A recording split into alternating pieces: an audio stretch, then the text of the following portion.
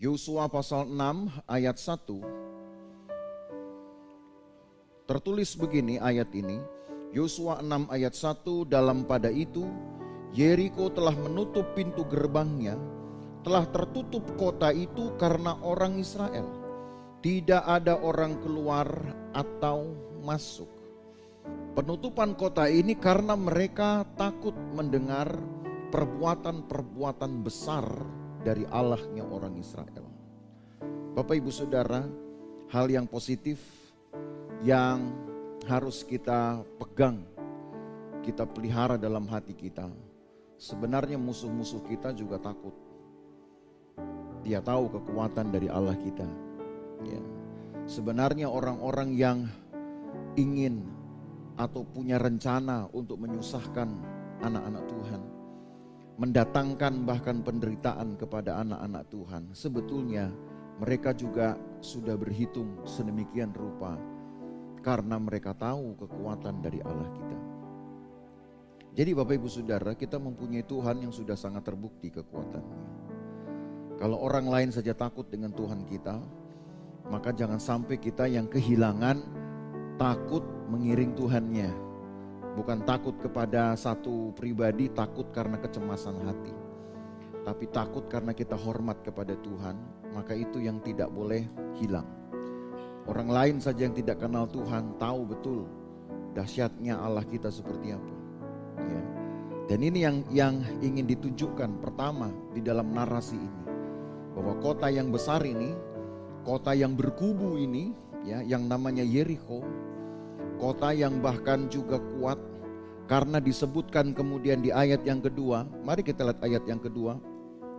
Berfirmanlah Tuhan kepada Yosua, ketahuilah, aku serahkan ke tanganmu Yeriko ini beserta rajanya dan pahlawan-pahlawannya yang gagah perkasa. Ini bukan kota sembarang, saudara.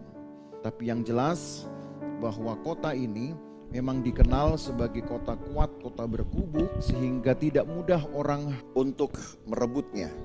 Jadi apa yang Tuhan inginkan kepada bangsa Israel ketika mereka sedang bersiap untuk merebut kota ini adalah satu pelajaran penting dalam iman kita untuk mempersiapkan apa yang kemudian disebut dengan kelengkapan-kelengkapan iman, ya, yang kemudian disebut juga dengan kelengkapan dari kuasa Allah dan juga iman, untuk dapat menunjukkan Allah sebagaimana yang dulu pernah diyakini oleh Rahab, bahwa Allahnya Israel itu adalah Allah yang hebat.